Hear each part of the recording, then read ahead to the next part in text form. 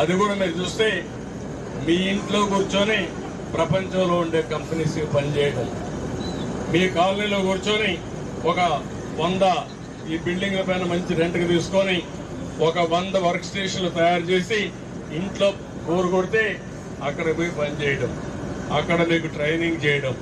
మన పిల్లలు దినానికి 4-5 గంటలు పని చేసుకుంటే ఒక 20-30 వేలు ఇంటి దగ్గర నుంచి సంపాదించుకునే మార్గం కూడా ఆలోచిస్తున్నా. అది రాబోయే రోజుల్లో జరగబోయేది. కానీ మీకు కూడా ఒక ఆలోచన రావాలి. మా ఆడబిడ్డలు చదువుకున్నారు, ఇంట్లో వంట చేస్తారు, వంట చేసి కొంత సమయం ఉంటుంది, ఆ సమయంలో గమ్మునుంటారు, టీవీలు చూసుకుంటా కూర్చుంటారు.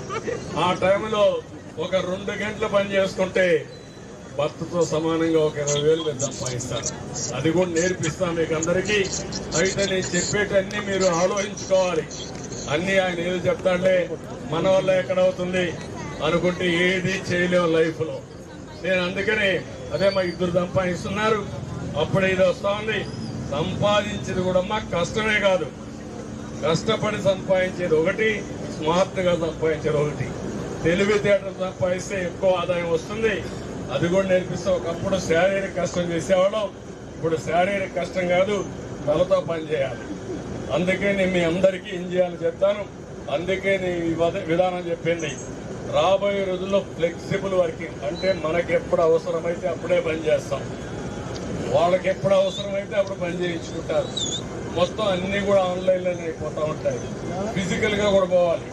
ఈరోజు కార్ డ్రైవర్ ఉన్నాడు, ఆన్లైన్లో కాదు, కార్ డ్రైవరే పోవాలి. బస్తా మోయాలి, బస్తా మోయాలంటే మనిషే మోయాలి. కానీ దానికి కూడా మళ్ళీ రోబోస్ కూడా వస్తాయి. నిన్న మీరు చూశారు, డ్రోన్ పెట్టారు. డ్రోన్ పెట్టి ఏం చేశాను, ఆ బిల్డింగ్ అంతా ఉంది, ఆ పైకి పోవాలి, ఆ పైకి మోయలేము కాబట్టి ఇవ్వలేదు. ఇక్కడ నుంచి ప్రోగ్రాం పెట్టి ఆహార పట్ల వాడికి పంపించారు. రేపు రాబోయే రోజుల్లో ఈ బిల్డింగ్ మీద కూర్చొని మొత్తం ఈ సిటీ అంతా కూడా సగానికి సరఫరా చేయొచ్చు. ఆ బిల్డింగ్ పోవాల్సిన పని లేదు. ఇప్పుడు మందు కొడుతున్నాం, ఏది బ్లీచింగ్ కానీ ఇవన్నీ కొడుతున్నాం. దానికి కూడా 15 మంది పనిచేసి ఒక డ్రోన్ పనిచేస్తుంది. అన్ని కూడా అది కూడా ఉపయోగిస్తున్నాం. ఇంకో పక్కన మొత్తం ఫోటోలు తీస్తున్నాం. ఫోటోలు తీసి నేరుగా శానిటేషన్ స్టాఫ్ పంపిస్తాం, వాళ్ళు వచ్చి క్లీన్ చేస్తారు. మళ్ళా ఒకసారి పంపిస్తున్నాం, మళ్ళా ఒకసారి చూస్తున్నాం చేశారా లేదా. సాయంత్రానికి ఆటోమేటిక్గా వస్తుంది.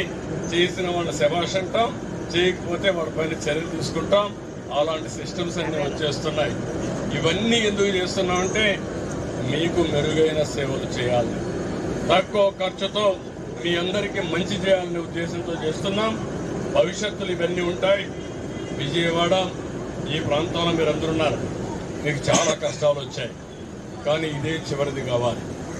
మళ్ళా ఇలాంటి సమస్య పునరావృతం కాకుండా చేయడం కోసం నేను ప్రయత్నం చేస్తున్నా.